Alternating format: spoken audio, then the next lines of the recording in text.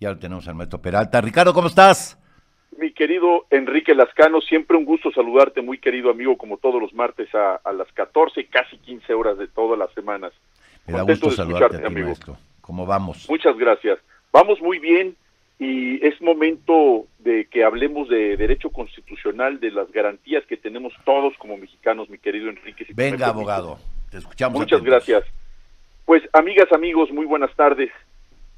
Se ha hablado de tantas reformas constitucionales, se ha hablado de que algunos tienen derecho, otros no tienen derecho. Yo quiero aclarar una cosa. Absolutamente todos los mexicanos, estamos sujetos a los derechos, obligaciones, garantías que establece nuestra Constitución. Y particularmente quiero hablar del derecho de asociación.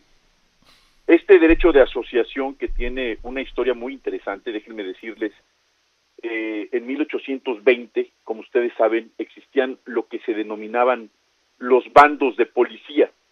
Esos bandos de policía eran normatividad que se emitía de manera unilateral por cada entidad federativa y que eventualmente estas, por cada estado, más que entidad federativa todavía, eran bandos de policía que prohibían ciertas condiciones que hoy tenemos esas libertades. Por ejemplo, en Jalapa, Veracruz, la capital del estado de Veracruz, había un bando de policía donde la asociación de personas que parecía sospechosa, estas personas se les presentaba ante la autoridad judicial por encontrarse en condiciones de asambleas secretas.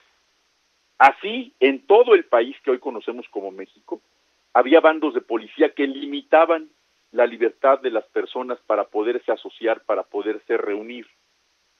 Fue hasta 1856 que fue el primer proyecto en el artículo 22 de entonces, de la Constitución del 56, donde vino el primer texto constitucional de lo que hoy conocemos en el artículo 9 de la Constitución, que es la garantía de asociación.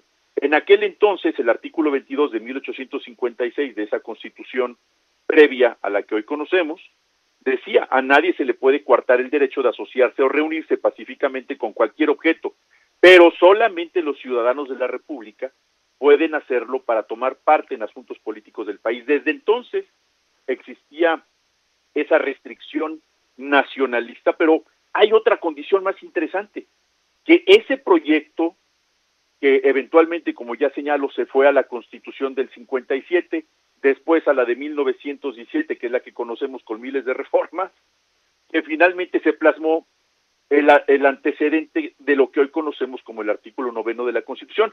Pero ¿de dónde viene esa información y quién la impulsó, quién la propició?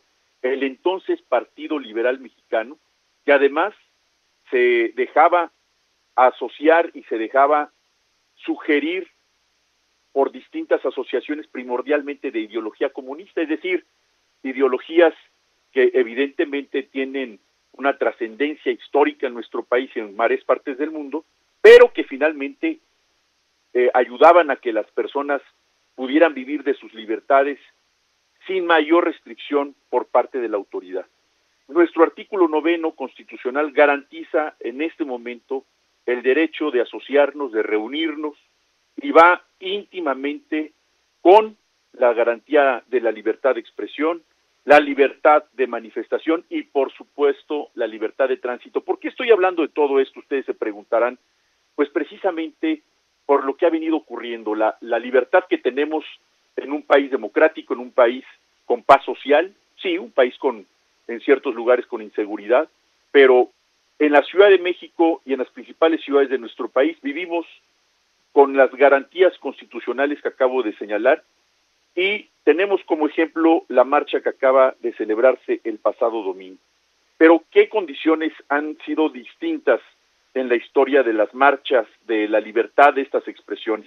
Bueno, pues tenemos, recordarán ustedes, esa marcha donde reunieron a más de 250,000 personas a mediados de 1968, cuando se le denominó la Marcha del Silencio, donde miles, ya decía yo, 250,000, entre estudiantes, académicos, intelectuales, amas de casa, marcharon con una cinta adhesiva en la boca, y la consigna era no decir nada, era una marcha del silencio, que traía de trasfondo una protesta silenciosa en contra del gobierno entonces del represor que eventualmente ejecutó a estudiantes en el fatídico 2 de octubre.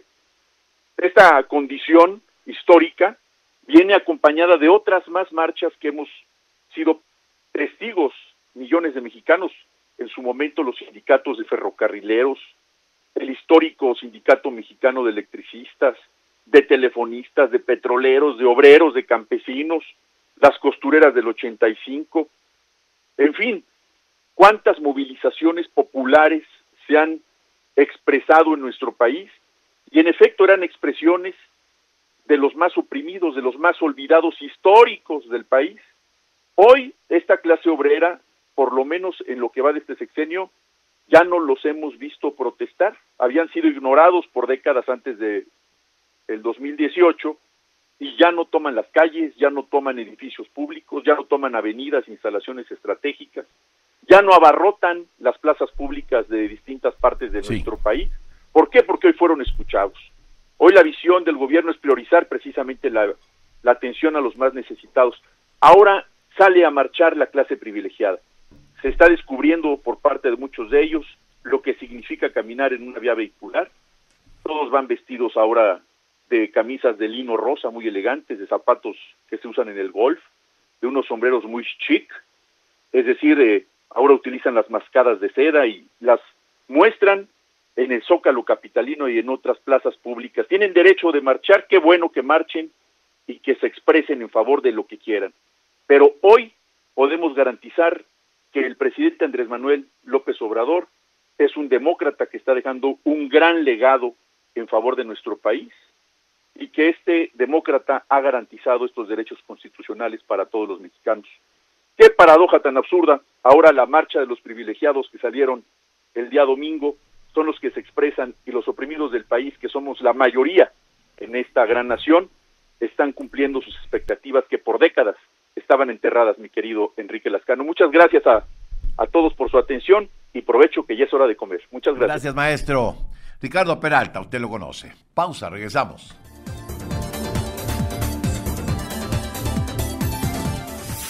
Usted está escuchando Línea en Alta Tensión de Super Estéreo Milet, la radio con poder. Síguenos.